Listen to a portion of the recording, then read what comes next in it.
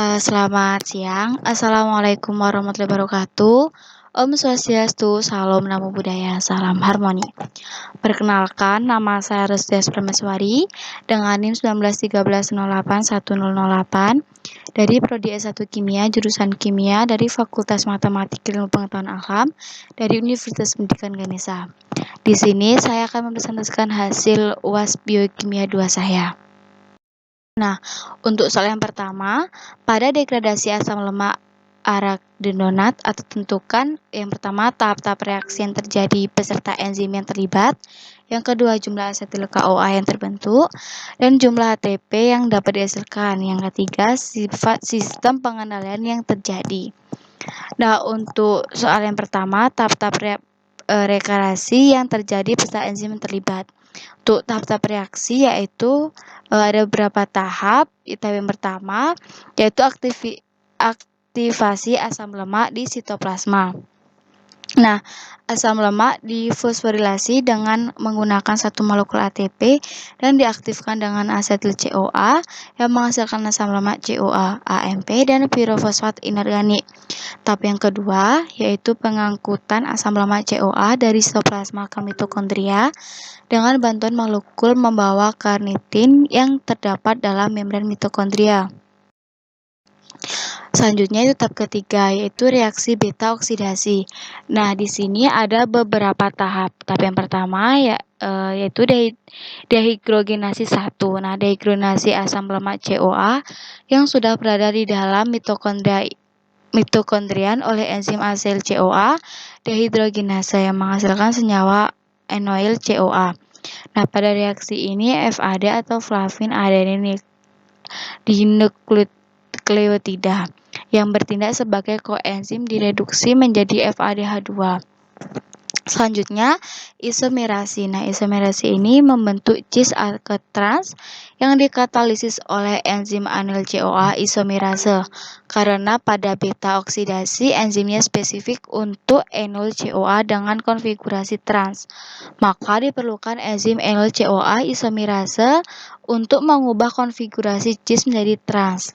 Selanjutnya yaitu hidratasi. Nah, ikatan rangkap pada enol CoA dihidrasi menjadi 3 hidroxycycle CoA oleh enzim enol CoA hidratase. Selanjutnya yaitu dehidrogenase kedua.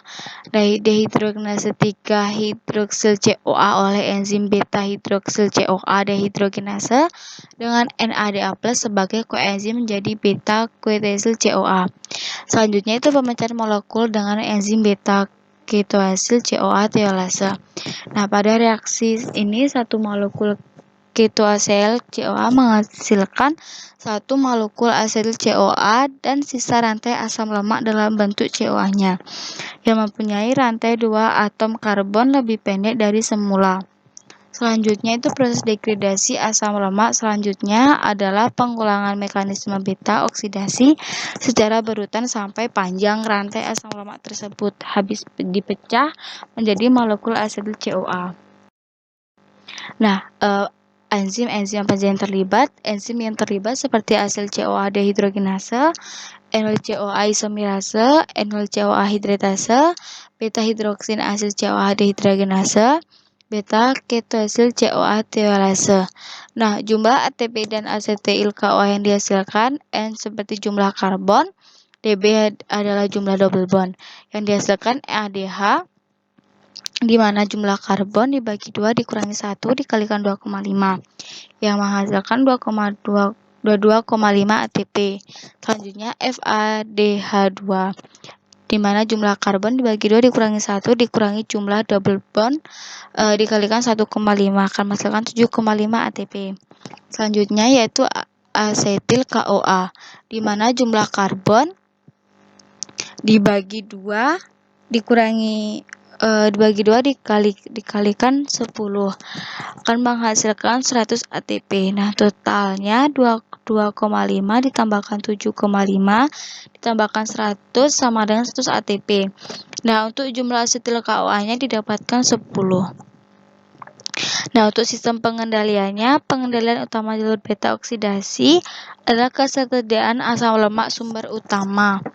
Sumber utama asam lemak bebas dalam darah adalah pemecahan simpanan triasil gliserol dalam jaringan adiposen dikendalikan oleh kerja lipase triasil gliserol sensitif hormon. Pemecahan dan sintesis asam lemak dikendalikan secara bersama sehingga dapat mencegah siklus yang tidak berguna.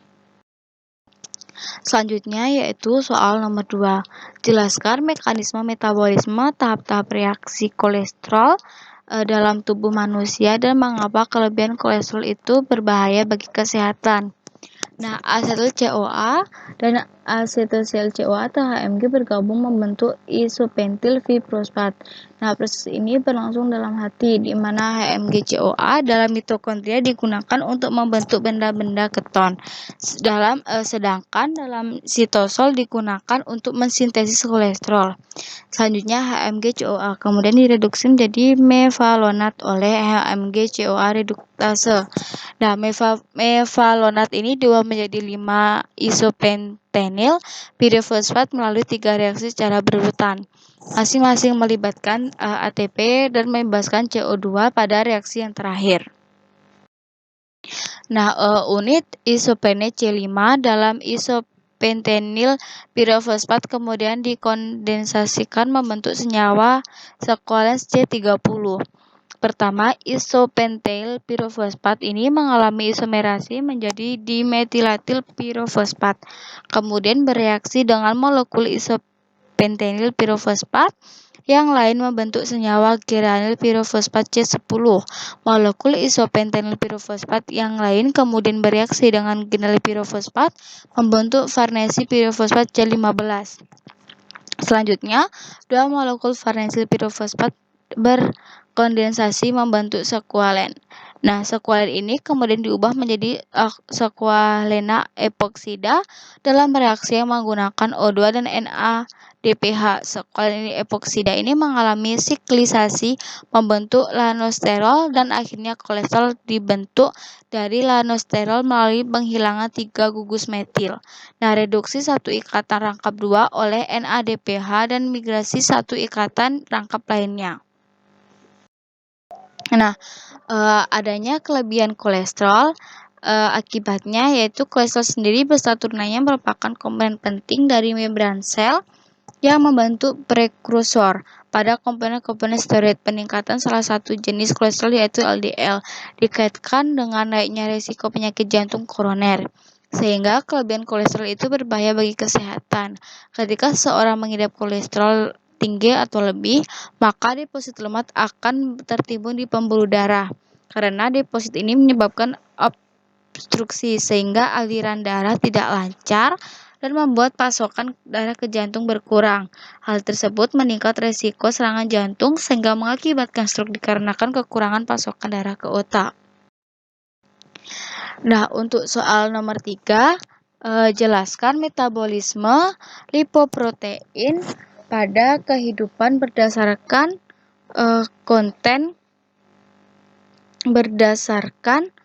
konten pada link di bawah ini. Nah, untuk sebuah lipoprotein adalah biokimia perakitan yang fungsi utamanya adalah untuk mengangkut hidrofobik lipid yang juga sebagai lemak molekul dalam air seperti dalam plasma darah atau lainnya cairan ekstraseluler. Mereka terdiri dari pusat trigliserida dan kolesterol dikelilingi oleh kulit terluar fosfolipid dengan bagian hidrofilik berorientasi keluar menuju air sekitarnya dan bagian lipofilik berorientasi ke dalam menuju pusat lipid. Jenis protein khusus yang disebut apolipoprotein tertanam di dalam kulit terluar, baik menstabilkan kompleks yang memberikan identitas fungsional dan yang menentukan perannya. Banyak enzim, transporter, protein struktural, antigen, adenin, dan toksin adalah lipoprotein. Contohnya termasuk partikel lipoprotein plasma. Nah, subkelompok partikel plasma ini adalah penggerak utama atau modulator ateroksilitas metabolisme. Nah, penanganan partikel lipoprotein di dalam tubuh tersebut sebagai metabolisme partikel lipoprotein. Ini dibagi menjadi dua jalur, yaitu oksogen dan endogen. Nah, sebagian besar tergantung pada apakah partikel lipoprotein yang dimaksud terutama dari lipid makanan atau oksogen atau apakah yang terdapat dari darah hati atau endogen. Melalui sintesis de novo triacylglycerol hepatosit adalah platform utama untuk penanganan trigliserida dan kolesterol. Hati juga dapat menyimpan sejumlah glikogen dan triacylglycerol, sementara adiposit sejumlah glikogen dan triacylglycerol, sementara adsorpsi adalah sel penyimpanan utama untuk triacylglycerol. Mereka tidak menghasilkan lipoprotein apapun. Nah, selanjutnya yaitu jalur eksogen. Nah, empedu mengakumulasi lemak yang terkandung dalam sime, kemudian lipase pankreas memecah molekul triacylglycerol menjadi 2 asam lemak dan 1 oksogen. Nah, empedu mengakumulasi lemak yang terkandung dalam sime. Kemudian lipase pankreas memecah molekul trigliserol menjadi 2 asam lemak dan 2 monosilgliserol. Enterisit siap menyerap molekul kecil dari thymus. Di dalam enterosit, asam lemak dan monosakarida diubah menjadi trigliserida. Nah, kemudian lipid ini dirakit dengan apoliprotein B48 menjadi kilomikron yang baru lahir. Nah, partikel-partikel ini kemudian disekresikan ke dalam lakteal dalam proses yang sangat tergantung pada apoliprotein B48 saat mereka bersirkulasi melalui pembuluh limfatik. Kilomikron yang baru lahir melewati sirkulasi hati dan dialirkan melalui saluran toraks ke dalam aliran darah. Dalam aliran darah, partikel kilomikron yang baru lahir berinteraksi dengan partikel HDL, menghasilkan donasi HDL dan apoliprotein C2 dan apoliprotein E ke kilomikron yang baru lahir. Kilomikron pada tahap ini kemudian dianggap matang. Melalui apoliprotein C2, kilomikron matang mengaktifkan lipoprotein lipase, suatu enzim pada sel-sel endotel yang melapisi pembuluh darah. LPL mengkatalis hidrolisis triacylglycerol yang akhirnya melepaskan gliserol dan asam lemak dari kilomikron. Gliserol dan asam lemak kemudian dapat diserap di jaringan perifer, terutama adiposa dan otot untuk energi dan penyimpanan. Kilomikron yang hidrolisis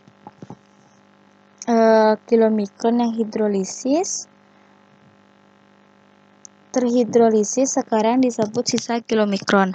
Sisa kilomikron terus beredar di dalam aliran darah sampai mereka berinteraksi melalui apoliprotein E dengan reseptor sisa kilomikron, terutama ditemukan di hati. Nah, interaksi ini menyebabkan endositosis sisa kilomikron yang selanjutnya dihidrolisis di dalam lisosom. Hidrolisis lisosom melepaskan gliserol dan asam lemak ke dalam sel yang dapat digunakan untuk energi atau disimpan untuk digunakan nanti. Jalur endogen hati adalah platform utama untuk penanganan lipid. Ia mampu menyimpan gliserol dan lemak dalam selnya. Hepatosit juga membuat triacylglycerol melalui sintesis de novo. Mereka juga menghasilkan empedu dan gliserol. Usus bertanggung jawab untuk menyerap kolesterol. Mereka mentransfernya ke dalam aliran darah. Dalam hepatosit, triacylglycerol dan ester kolesterol digabungkan dengan apoliprotein B100 untuk membentuk partikel FLDL yang baru lahir. Partikel FLDR yang baru lahir dilepaskan ke aliran darah melalui proses yang bergantung pada apoliprotein B100. Dalam aliran darah, partikel FLDL yang baru lahir bertemu dengan partikel HDL. Akibatnya, partikel HDL menyumbangkan apel protein C2 dan apel protein E dan partikel FLDL yang baru lahir setelah dimuat dengan apel protein C2 dan E. Partikel FLDL yang baru lahir dianggap matang. Partikel FLDL bersirkulasi dan bertemu dengan LPL yang diekspresikan pada sel endotel. Apel protein C2 mengaktifkan LPL, menyebabkan hidrolisis partikel FLDL dan melepaskan glisol dan asam lemak. Produk ini dapat diserap dari darah oleh jaringan perifer, terutama adiposa dan otot. Partikel FLDL terhidrolisis sekarang disebut sisa-sisa FLDL dan yang terhidrolisis. Nah, sisa-sisa FLDL dapat bersirkulasi dan melalui interaksi antara apel protein E dan reseptor. Sisa diserap oleh hati atau mereka dapat dihidrolisis lebih lanjut oleh lipase hati. Hidrolisis oleh lipase hepatik melepaskan gliserol dan asam lemak, meninggalkan sisa IDL yang disebut low density lipoprotein atau LDL yang mengandung kandungan kolesterol yang relatif tinggi. LDL bersirkulasi dan diserap oleh hati dan sel perifer. Peningkatan LDL ke jaringan target terjadi melalui interaksi antara reseptor. Nah, jaringan target jadi melalui reseptor ini LDL dan apel protein B100 pada partikel LDL. Penyerapan terjadi melalui endosotis dan partikel LDL yang terinternalisasi dehidrolisis dalam lisosom melepaskan lipid, terutama kolesterol. Selanjutnya yaitu soal nomor 4. Jelaskan pengendalian dan gambarkan fungsi siklus urea. Nah, siklus urea sendiri adalah suatu reaksi pengubahan amonia menjadi urea. Reaksi kimia ini sebagian besar berlangsung di hati dan sedikit terjadi di ginjal. Fungsi siklus urea yaitu mengubah amonia bersifat racun dapat diubah menjadi urea yang bersifat kurang beracun, netral, mudah larut, dan mudah diekspresikan pada reaksi enzimatik siklus urea. Karboil fosfat sintase enzim yang bukan merupakan bagian dari siklus urea mengkatalisis kondensasi dan aktivasi amonia dan CO2 dan membentuk karbonil fosfat. Nah, reaksi terjadi di mitokondria dan melibatkan pemindahan gugus karbonil dan karboil fosfat ke ornitin oleh ornitin transkarbonilase. Nah, reaksi ini membentuk asam amonia non-standar yang lain, sitrulin, yang kemudian harus ditransfer dari mitokondria ke dalam sitosol. Nah, reaksi ini terjadi sitosol. Sitrulin kemudian dikondensasikan dengan aspartate. Nah, sumber atom nitrogen kedua dalam urea oleh enzim arginosuksinat sintase yang membentuk arginosuksinat. Nah, reaksi ini didorong oleh hidrolisis ATP menjadi AMP dan PPI, serta diikuti oleh hidrolisis pirofosfat. Kemudian, kedua ikatan berenergi tinggi dalam ATP dipecah. Nah, arginosuksinat kemudian menghilangkan kerangka karbon asparat dari argoniksinat dalam bentuk format meninggalkan atom nitrogen yang produk lain arginin, karena siklus urea menghasilkan arginin yang merupakan prosesor langsung dari urea. Nah, urea kemudian terbentuk dari arginin oleh kerja organis dengan menghasilkan kembali ornitin. Selanjutnya yaitu soal nomor 5. Apa fungsi metabolisme asam nukleat yang meliputi degradasi asam nukleat, pirimidin dan purin, dan biosintesis purin dan pirimidin bagi kehidupan? Nah, asam nukleat mempunyai peran penting sebagai pembawa informasi genetik, mengontrol susunan senyawa dalam sel, aktivitas sel, dan susunan protein jaringan organ tubuh. Nah, fungsi penting asam nukleat adalah menyimpan dan mentransmisi dan mentranslasi informasi genetik. Metabolisme antara atau intermedi metabolisme dan reaksi-reaksi informasi energi. Koenzim pembawa energi, koenzim pemindah asam asetat, zat gula, senyawa, amino, dan biomolekul lainnya. Koenzim bereaksi oksidasi reduksi. Nah, soal nomor 6, apa yang dimaksud dengan rekayasa genetika yang berikan contohnya? Rekayasa genetika digambarkan sebagai ilmu di mana karakteristik suatu organisme yang sengaja dimodifikasi dengan manipulasi materi genetik, terutama DNA dan transformasi gen tertentu untuk menciptakan variasi yang baru. Nah, aplikasi rekayasa genetik terhadap kesehatan, pertanian, energi, dan proyek genom manusia.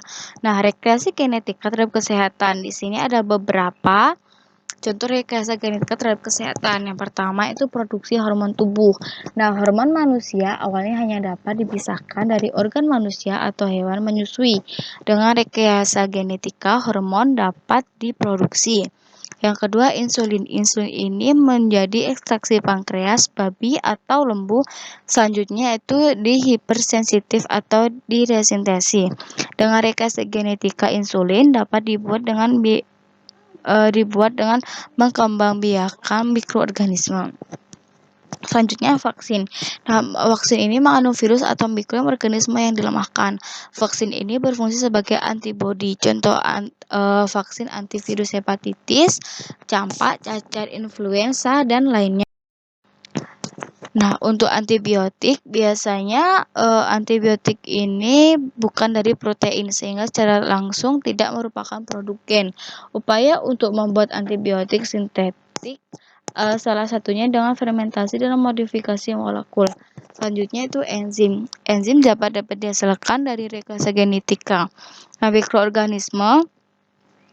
Nah, enzim sangat penting dalam diagnosis penyakit hepar, jantung, pankreas, dan penyakit banyak yang diderita oleh penduduk negeri industri. Analisis enzimatik juga digunakan secara berhasil dalam pemantau pengobatan. Selanjutnya, rekayasa genetika terhadap pertanian. Yang pertama, pemuliaan tanaman. Tujuan pemuliaan tanaman ini yakni untuk memperoleh atau mengembangkan varietas atau hibrida sehingga member hasil lebih tinggi dan menguntungkan. Contohnya padi hibrida. Yang kedua, penempatan nitrogen. Nah, para ahli menemukan genif terlibat dalam penyusunan aparat penempatan nitrogen rekayasa genetika telah berhasil untuk mentransfer genif ke dalam E. coli sehingga dapat menambahkan nitrogen. Nah, genif ini diambil dari Klebsiella pneumoniae, sejenis bakteri tanah yang hidup bebas dari setiap tumbuhan inang. Selanjutnya itu pemberantasan hama. Nah, kebanyakan inseksida, herbisida, dan pestisida yang digunakan untuk mengendalikan hama tidak cukup selektif hormon sehingga dalam jumlah yang sangat kecil telah digunakan untuk memberantas hama, misalnya feromon dan alaromon. Nah, percobaan lainnya yang dapat mengendalikan hama lainnya dengan melibatkan bakteri. Yang terakhir itu mycorrhiza vesicular. Adanya kerjasama mycorrhiza sering menyebabkan peningkatan dan mencolok pada tumbuhan di tanah yang kekurangan fosfat. Penyerapan unsur-unsur mikro tersebut seperti seng, tembaga, dan juga ditingkatkan dan terdapat bukti untuk yang menunjukkan bahwa tumbuhan berasosiasi dengan mycorrhiza yang mengandung hormon tumbuhan dengan kadar lebih tinggi pada tumbuhan tanpa mycorrhiza. Nah, produksi mycorrhiza ini dapat dilakukan dengan isolasi spora. Selanjutnya yaitu rekayasa genetika terhadap energi. Nah, salah satu bakteri rekayasa genetika yang baru ini dapat mengambil CO2 dari udara dan mengubah menjadi energi. Meskipun bakteri ini tidak akan memperbaiki masalah kelebihan CO2 di bumi, tetapi bisa membantu melestarikan bahan bakar fosil kita. Nah, selanjutnya itu rekayasa terhadap proyek genom manusia. Proyek genom manusia ini dipelopori oleh Amerika Serikat dengan menguraikan 100.000 gen manusia. Genom manusia dapat digunakan memprediksi berbagai penyakit. Nah, ilmu kedokteran dapat diketahui kemungkinan seseorang mengalami penyakit kanker dengan analisa terhadap kombinasi gen-gen yang dimiliki. Tujuannya yaitu memetakan genom manusia sampai tingkat nukleotid atau base pair dan untuk mengidentifikasi seluruh gen yang ada di dalamnya. Untuk mengidentifikasi seluruh gen dalam data yang besar ini, mengembangkan lebih cepat lagi metode yang lebih efisien untuk men-sequence DNA dan sequence dari peralih teknologi ini ke industri. Selanjutnya soal nomor 7. Dalam gambar berikut jelaskan terapi gen berikut. Terapi gen adalah suatu teknik yang digunakan untuk memperbaiki gen-gen muatan yang bertanggung jawab terhadap terjadinya suatu penyakit. Nah, pada awalnya, terapi gen diciptakan untuk mengobati penyakit keturunan atau genetik yang terjadi karena mutasi pada suatu gen. Nah, seperti penyakit fibrosis sistik. Nah, terapi gen yang dilakukan yang menggunakan pendekatan ex vivo atau di luar organisme hidup, di mana sel dipindahkan dari tubuh, dimanipulasi, dan selanjutnya dikembalikan ke tubuh. Tetapi pendekatan ex vivo tidak dapat digunakan pada sel tumor karena sel tumor tidak dapat dipindahkan secara total dari tubuh. Walau demikian, satu pendekatan in vivo atau di dalam organisme hidup yang menjanjikan telah berhasil dilakukan dalam mengatasi sel tumor, yaitu menggunakan gen virus herpes simplex timidin kinase atau HSVTK sebagai gen pembunuh. Adapun prosedur dari terapi gen meliputi yang pertama, sel diambil dari tubuh pasien. Kemudian, yang kedua di laboratorium virus direkayasa sehingga tidak dapat bereproduksi dan membahayakan. Selanjutnya, yang ketiga, virus yang sudah direkayasa selanjutnya disisipkan gen ke dalamnya. Keempat, kemudian virus yang sudah direkayasa dan sudah disiapkan gen selanjutnya dimasukkan ke dalam sel tubuh pasien yang sudah diambil. Nah, kemudian dalam hal ini genetik sel tubuh pasien akan mengalami perubahan. Setelah itu, sel yang sudah berubah itu diinjeksi kembali ke dalam tubuh pasien. Nah, tahap terakhir adalah sel akan mengalami produksi hormon ataupun protein yang diinginkan. Soal nomor 8. Jelaskan keuntungan dan kerugian aplikasi rekayasa genetika proyek genom manusia. Proyek genom manusia bisa membantu kita memahami penyakit seperti virus genotip spesifik yang selanjutnya bisa diterapkan untuk menentukan terapi dan obat yang akurat, identifikasi mutasi gen yang terkait dengan beragam kanker, desain obat-obatan yang mampu memprediksi efeknya secara lebih akurat. Nah, kemajuan dalam ilmu forensik, bioenergi, dan aplikasi energi lainnya, pertanian dan peternakan, bioproses, bioarkeologi, antropologi, dan ilmu evaluasi. Nah, manfaat lain termasuk pengembangan nilai komersial dari penelitian genomik yang menggunakan produk berbasis DNA.